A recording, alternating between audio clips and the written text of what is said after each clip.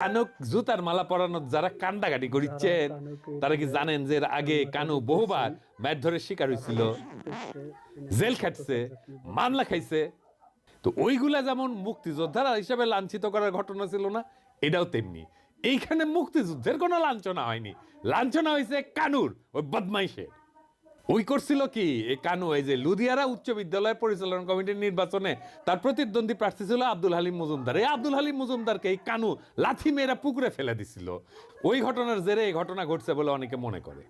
এইটা ছাড়া আগের তো বিভিন্ন বিরোধ আছে, তো কানুরে আটক করে স্থানীয়রা, পরে তার গলায় জুতার মালা দেওয়া হয়। এক পর্যায়ে কানু জুতার মালা সরায় এলাকায় থাকার আকুতি জানায়। এই সময় এলাকা ছাড়ার হুমকি দিতে থাকে তাকে ঘিরে থাকা লোকজন। শুনে তারা বলতেছিল, আমরা তো থাকতে পারিনি, তুমি কেন থাকবা এই জায়গায়? পুরা গ্রামের মানুষের কাছে মাপ চাইতে নেবেন নি আপনি একজন